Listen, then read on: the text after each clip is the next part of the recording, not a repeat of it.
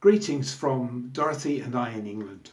It just doesn't seem possible, does it, that almost a year has passed since we were last with you as a church on the last Sunday before your country went into your first lockdown. Like you, we still have significant restrictions on us in the fight against the coronavirus pandemic, which is affecting all of our lives in all kinds of ways. And I wonder, what are you most looking forward to when your country's government is able to relax the restrictions in a significant way? I suspect that you could be looking forward to simply being able to meet with other people for a cup of tea or coffee. For many, we just want to be able to hug family and friends without fear that the virus is being passed between us. And maybe, like me, you long for the time when, as God's people, we can meet and sing out together our praises in unhindered corporate worship. I also wonder, how are you coping with the continuing impact of the pandemic on life as we have known it? I imagine that, as in England, the impact has been very different for different people. Whilst for some people life has been like an extended holiday when work has ceased but they've still got paid, for others they've lost their jobs and are experiencing financial difficulties. Many in the health service and employed in care work in England have been under extreme pressure, working additional shifts and having to cope emotionally with the constant deaths of patients.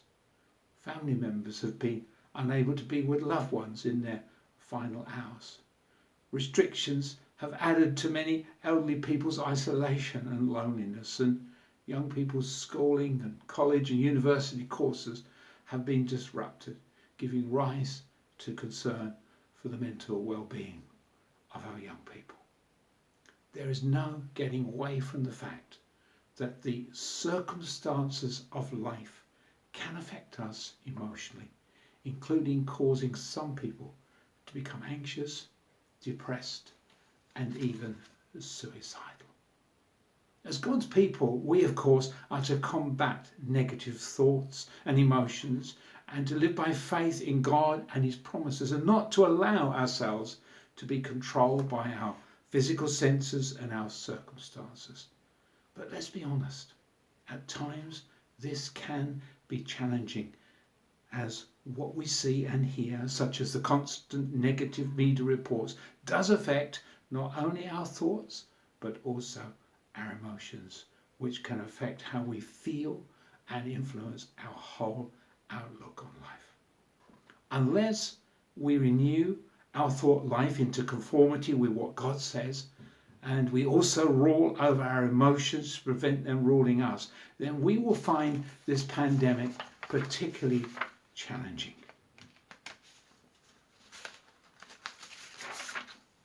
Many times in the Bible, we are told that the just, or God's righteous people, are to live by faith. We're not intended to live just by our physical senses, by what our physical senses tell us, but by faith in God and what he tells us. Hebrews 11 verse 1 explains that it is faith which is of the heart and not of the mind, which makes us sure of things which we hope for in the future. True faith is what makes us certain of what we do not yet see with our physical eyes. It's that kind of faith which Hebrews 11 verse 2 tells us the patriarchs of the Old Testament were commended for. People like Abel, Enoch, Noah and Abraham. And Hebrews 11:6 tells us that without that kind of faith, it is impossible for us to please God. And so let us see what we can learn from Abraham and some of the other Old Testament heroes of the faith to help us live by faith and not dominated by our thoughts, by negative emotions, nor by our circumstances at this unusual time in which we are living. And let's read some verses from Hebrews chapter 11, and commencing in verse 8. And And the writer says, by faith, Abraham, when called to go to a place he would later receive as his inheritance, obeyed and went out, even though he did not know where he was going. By faith, he made his home in the promised land. Like a stranger in a foreign country, he lived in tents, as did Isaac and Jacob, and who were also heirs with him of the same promise. For he, Abraham, was looking forward to the city with foundations, whose architect and builder is God. By faith, even though he was past age and Sarah herself was barren, Abraham was enabled to become a father because he considered him faithful who had made the promise. And so from this one man, and he as good as dead, came descendants as numerous as the stars in the sky and as countless as the sand on the seashore. All of these people were still living by faith when they died. They did not receive the things promised. They only saw them and welcomed them from a distance. And they admitted they were aliens and strangers on the earth. People who say such things show that they are looking for a country of their own. If they'd been thinking of the country they had left, they would have had the opportunity to return. But instead, they were longing for a better country, a heavenly one. Therefore, God is not ashamed to be called their God, for he has prepared a city for them. I believe these verses point to some keys which can help us live by faith. And so let's identify them and consider them together. Firstly, people of faith who trust in God obey his leading, even when they may not fully understand or fully know where or what it will lead to. In verse 8 of Hebrews 11 that we just read, it says, by faith Abraham, when called by God to go to a place he would later receive as his inheritance, he obeyed and went, even though he did not know where he was going. Abraham obeyed God's leading, regardless of not knowing where he was going. Back in 1983, God spoke to Dorothy and I and told us to leave our denominational church and to start a charismatic house fellowship of like-minded people in our home. We obeyed, even though we did not know where this was going to take us. We never imagined that it would lead to us establishing the first charismatic church in our town, and that we would minister in many nations, including in Ireland, for the past 25 years. People of faith obey the Lord's leading, even when it doesn't seem to make sense, nor when they don't know where it would lead to. Mary, the mother of Jesus, Mary's advice to the servants at the wedding in Cana, where Jesus performed the first recorded miracle, is great advice for us to live by. Her advice was, do whatever he tells you. A second key is found in verse 10, where it tells us that as a man of faith, Abraham was a person who looked forward. He lived looking forward to the things which God had promised. How about you? Are you a person who looks forward, or are you inclined to look back and dwell on the good times of the past? This was a characteristic of God's people at the time of Moses. They were prone to look back and not forward. In Numbers 14 and verse 3, it tells us how they complained against their leaders and they said it would be better for us to go back. Incredibly, they wanted to go back to Egypt where they were slaves. When we look back on life, it seems to me that we are inclined to remember the good things over the bad experiences. And I think as we get older, we can be even more inclined to look back and just remember the good bits. The longer the impact of the pandemic continues, I suspect that many people, quite understandably, wish that we could just get back to what was normal living.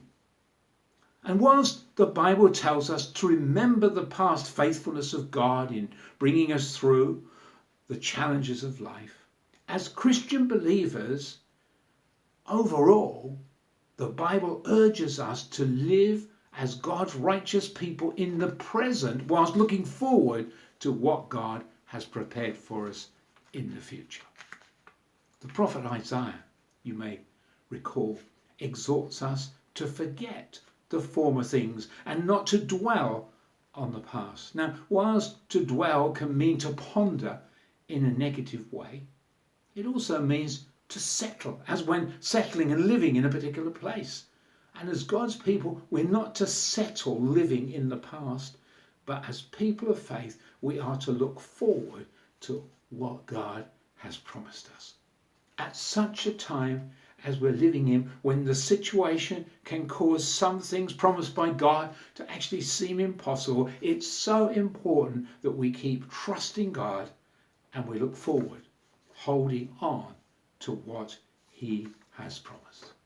Thirdly, verse 11 of Hebrews 11 contains another key to help us maintain our trust in God.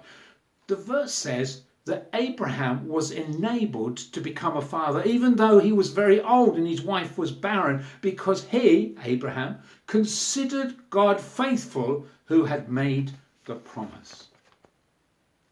Abraham considered what he knew of God, and he concluded that God is faithful, and thus he could be relied upon to keep his promises. And friends, he hasn't changed. The New King James Version of that verse says that Sarah also judged God to be faithful to his promise. And so she was able to conceive and give birth to a child when she was past the age of bearing a child.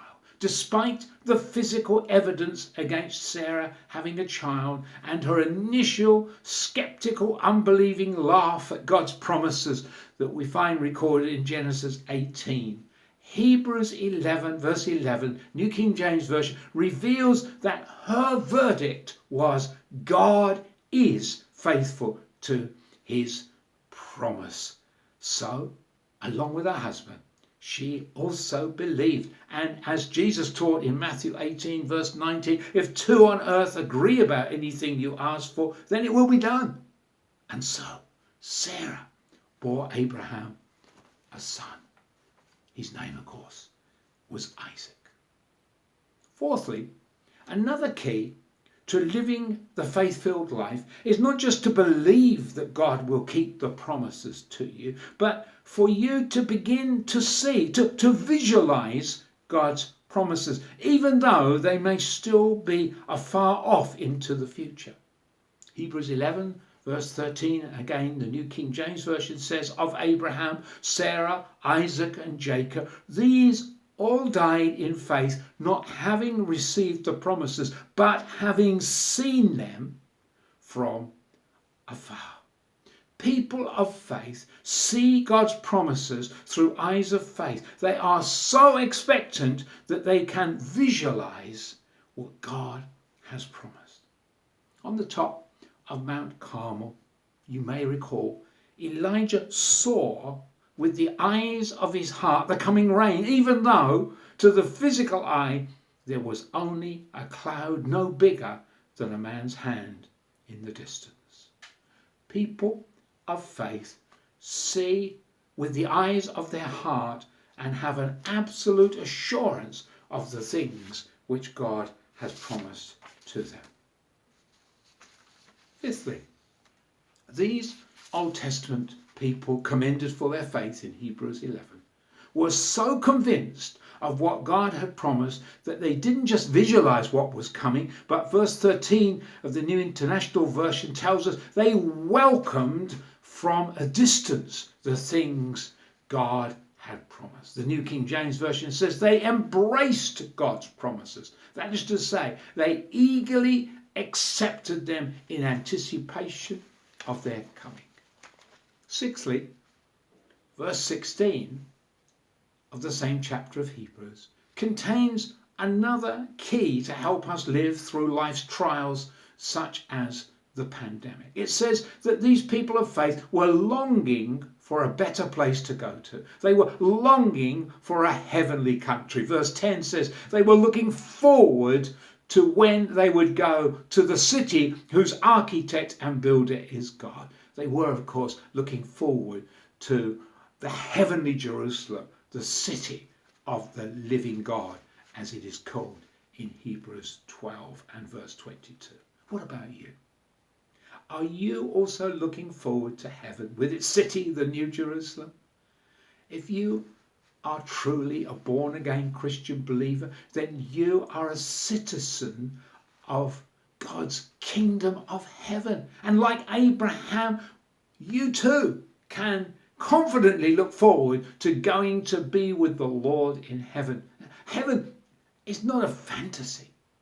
Friends, it's a real place with a capital city, the heavenly Jerusalem, which, unlike the city of Jerusalem, has a river flowing through it.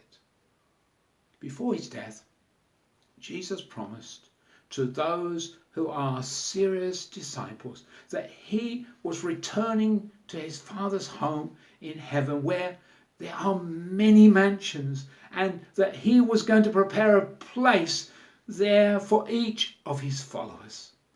And we know from Revelation 21 and verse 4 that in heaven there will be no more death or mourning or crying or pain.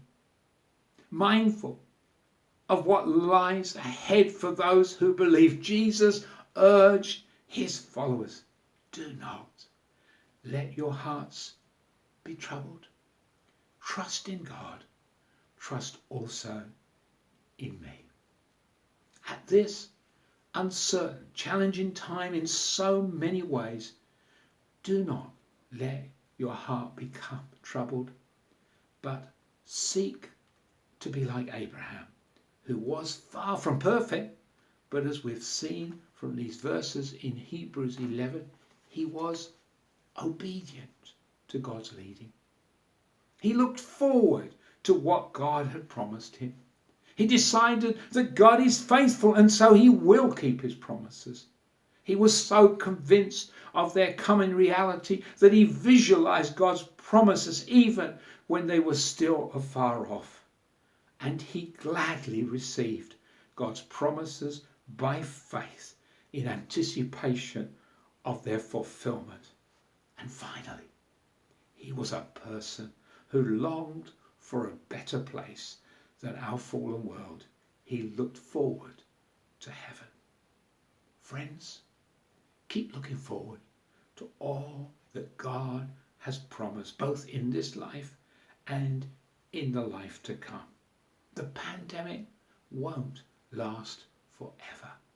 And as Paul said, no eye has seen, no ear has heard, no mind has conceived fully what God has prepared for those who love him. Well, may God bless you, and by God's grace and with the help of the Holy Spirit, may you be people that seek to live by faith in anticipation of all the good things that God has prepared for us. God bless you and your families at this time.